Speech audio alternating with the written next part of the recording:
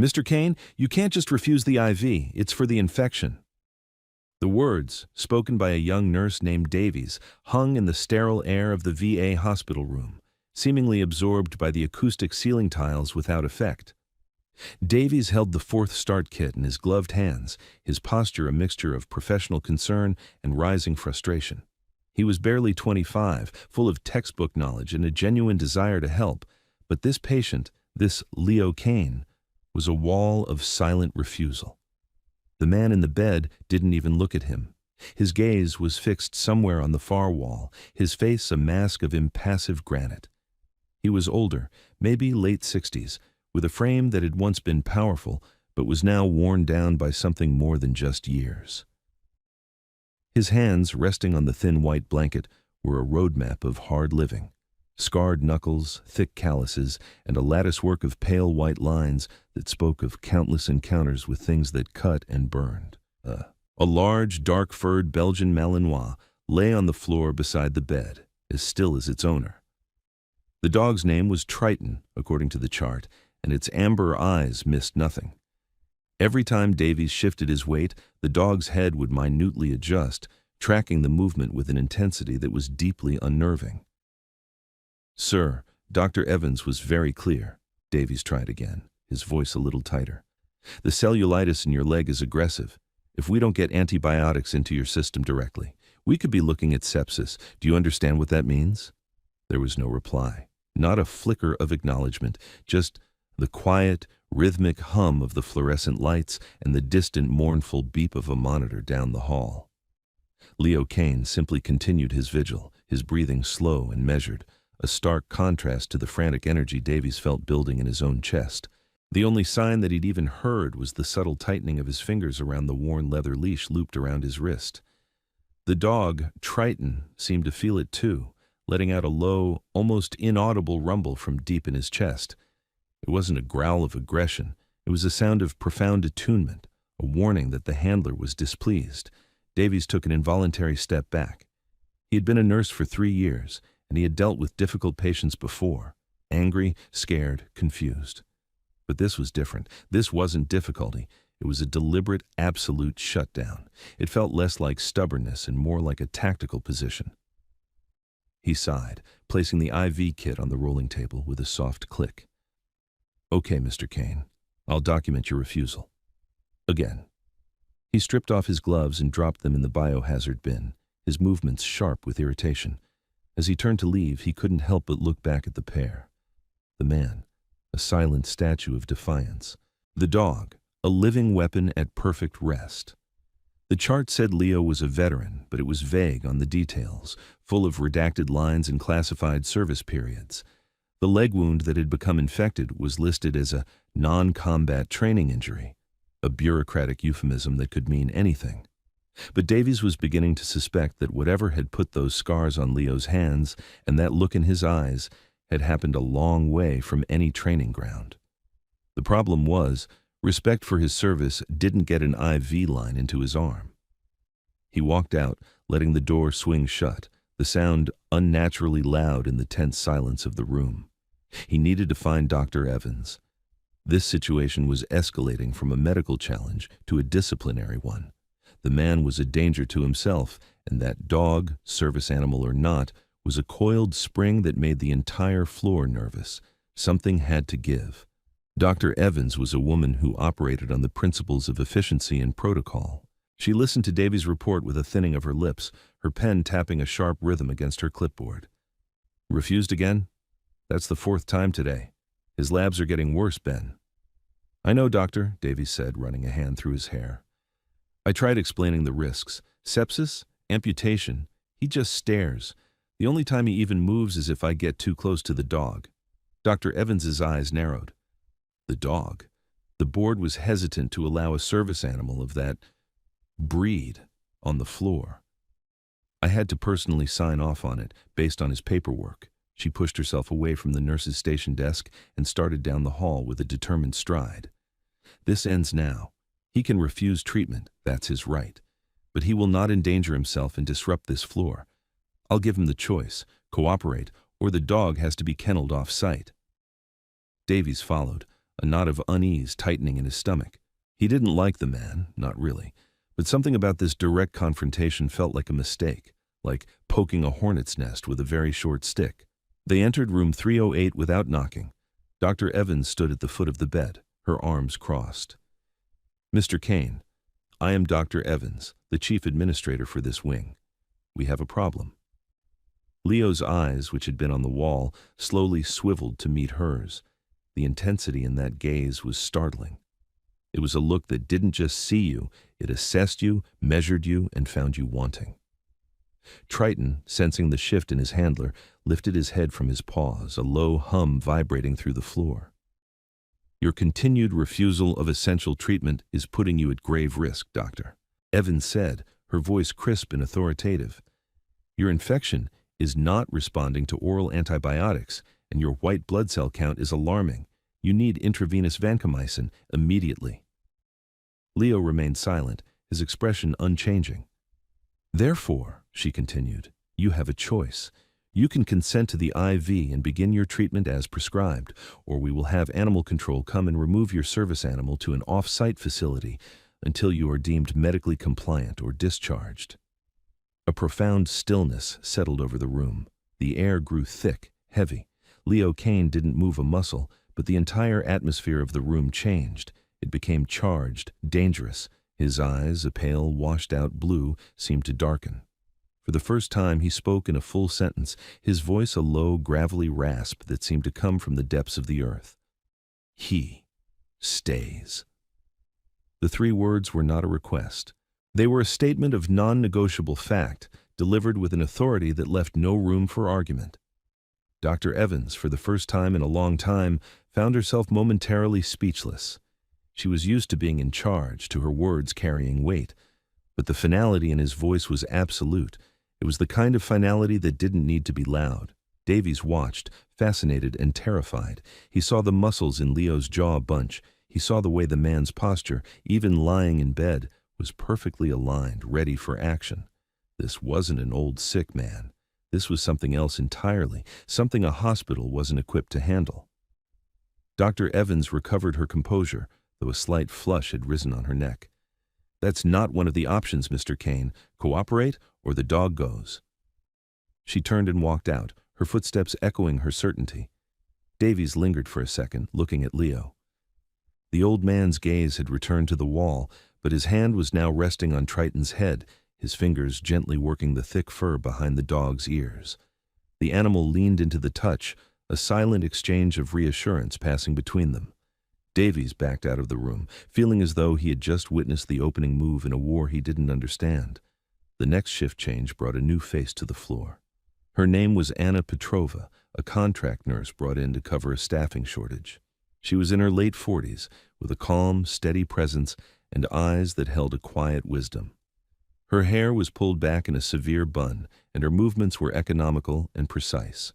Davies was tasked with giving her the floor report, and he saved room 308 for last. "And then you've got Leo Kane," he said, leaning against the counter. "He's the reason we're all walking on eggshells. Ex-military, won't say what kind. Nasty cellulitis, refusing all IV treatment. Has a huge Belgian Malinois with him that looks like it eats doctors for breakfast. Dr. Evans gave him an ultimatum this afternoon. Take the meds or the dog goes. So far, it's a standoff." Anna listened patiently, her expression unreadable as she scanned the digital chart. She lingered on the redacted service history, her finger tracing the blacked-out lines on the screen. "Handler's name is Leo Kane," she murmured, more to herself than to Davies. "K9 is Triton." She looked up. "What's his disposition?" Davies shrugged. "Silent, angry, stubborn, take your pick." "No, I mean his tactical disposition," Anna clarified. "Where does he position himself in the room? How does he react to your entry?" Davies blinked, confused by the question. He's always in the bed, facing the door. He just watches.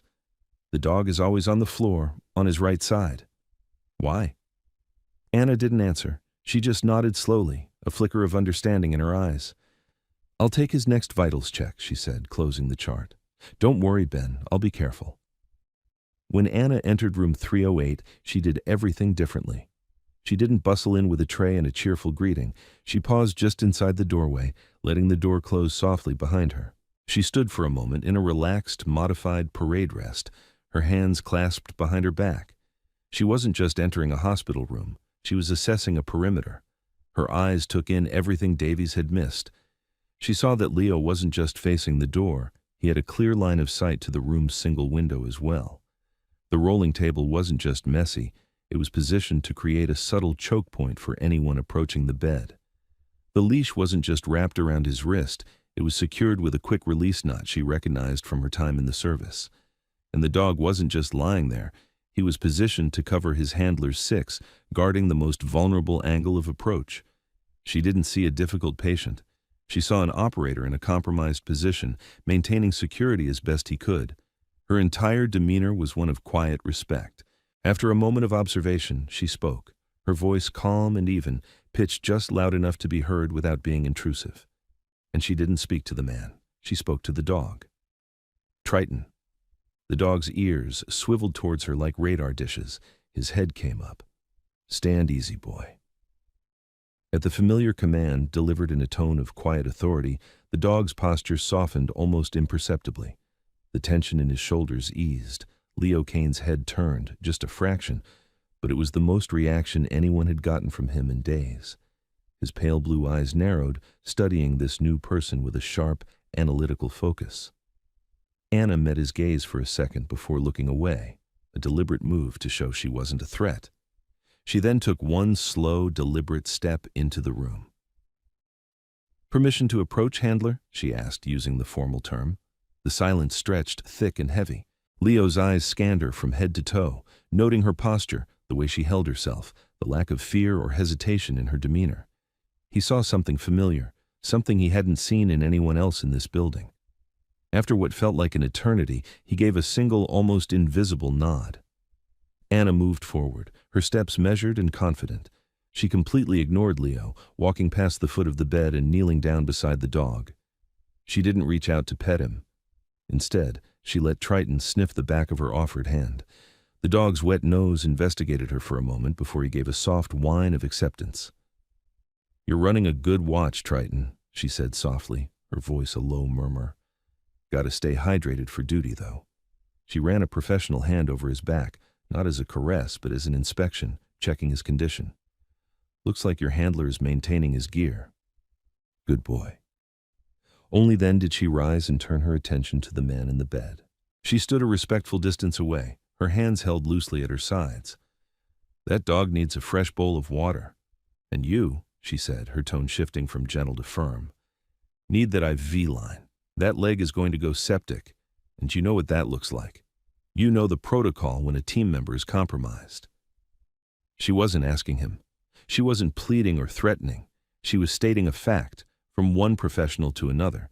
It was a statement of shared understanding, of a world where duty and procedure overrode personal feelings.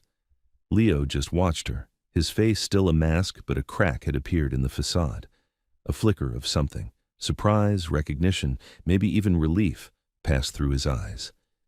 Anna held his gaze for a moment longer, then turned to leave. At the door, she paused, her hand on the handle, and spoke without looking back. "My last rotation was out of Kandahar Airfield. I was a flight nurse on the PJ's recovery birds. We flew a lot of guys like you out of bad places, and their partners too." She didn't wait for a response. She simply left, the door clicking shut behind her. A few minutes later, she returned. In one hand, she carried a clean stainless steel bowl filled with fresh water. In the other, she held a new IV start kit. She walked in without asking for permission this time, a silent acknowledgement that it had already been granted. She placed the water bowl on the floor, and Triton began to drink immediately, his lapping noisy in the quiet room. Then, she walked to the bedside and placed the IV kit on the rolling table. She didn't say a word. She simply began to unwrap the sterile packaging, her movements efficient and sure. Leo watched her every move. As she tore the tape and swabbed a patch of his forearm with alcohol, he finally broke the silence. He didn't protest. He simply extended his arm. As Anna expertly slid the catheter into his vein and began to secure the line, she spoke again, her voice low. "What unit was Triton attached to?" For a long moment, Leo didn't answer. Anna continued her work, her focus on the task, giving him the space to respond or not. Finally, the gravelly voice returned, softer this time. Naval Special Warfare Development Group. The official, unclassified name for SEAL Team 6. Anna didn't react with awe or surprise. She simply nodded, her fingers deftly securing the last piece of tape. "I figured as much," she said quietly. "They always get the best dogs." She finished her work and stood back to check the drip rate on the IV bag. The antibiotics began their slow, steady march into his system. The standoff was over, but Leo had one final test. His eyes still on Anna, his face unreadable, he made a small, almost imperceptible gesture with the fingers of his right hand. Down on the floor, Triton, who had been lying down again after his drink, instantly snapped into a perfect, rigid sitting posture. Then, with a fluid motion that was both startling and beautiful, he raised his right front paw, bent at the wrist, and held it level with the side of his head in a flawless, formal salute. Davies, who had been nervously peering through the window in the door, saw the gesture and froze mid-stride. His mind simply couldn't process it. A dog, saluting, it made no sense, but Anna Petrova understood perfectly. She didn't laugh or act surprised. She drew herself up to her full height, her shoulders squaring. She looked from the man to the dog, her expression one of profound, earned respect. She gave Triton a slow, deliberate nod. "Salute returned, Triton," she said, her voice clear and steady. "Carry on." The dog held the salute for another second before dropping his paw and relaxing, his duty done. In that single, extraordinary moment, the entire dynamic of the room and of Leo Kane's care had been fundamentally and permanently altered. A bridge had been built across a chasm of misunderstanding, forged not with words but with shared language, silent respect, and the unwavering loyalty of a very good dog. The war in room 308 was over. The healing, for both man and dog, could finally begin. The change on the floor was immediate and palpable. Leo Kane remained a man of few words, but the wall of silent hostility was gone, replaced by a quiet, watchful cooperation, but only with Anna. With her, he would answer questions, allow procedures, and even occasionally offer a single-word observation about the weather. With anyone else, he reverted to silence, deferring to Anna with a simple glance. It became her job to translate not his words but his world to the rest of the staff. She found Davies by the coffee machine later that day, still looking bewildered. What was that?" he asked, his voice hushed. "The dog. It saluted you." Anna poured herself a cup of black coffee, taking a slow sip before answering. "He's not just a service animal, Ben. He's a retired military working dog, a Special Operations K9. That salute is a trained response, a sign of respect shown to a trusted officer or handler." Davies shook his head, trying to wrap his mind around it. "So Kane, he was an operator," Anna finished for him, "and he's still operating. Think about it. He's in a hostile environment. That's how he sees this hospital. He's compromised by injury. His priority isn't his own comfort, it's security. First, for his partner, Triton. Second, for himself. His health is a distant third. You and Dr. Evans were approaching him like a patient who needed to be managed. He perceived you as unknown threats to his perimeter and his partner." She took another sip of coffee, letting the information sink in. "He wasn't refusing treatment to be difficult," she continued. "He was refusing to show vulnerability to people he hadn't vetted. By threatening Triton, Dr. Evans confirmed his suspicion that you were hostile forces." Davies felt a flush of shame. He had seen a stubborn old man. Anna had seen a warrior holding the line. "So what did you do differently?" he asked. "I recognized his posture," Anna explained. "I showed respect for his security protocols. I addressed his partner first, showing I understood the hierarchy. I used language he knew. I established my credentials, not with a name tag, but by referencing a shared experience in a place like Kandahar. I proved I was cleared to enter his perimeter. Only then would he stand down. It was a masterclass in a kind of patient care that was never taught in nursing school.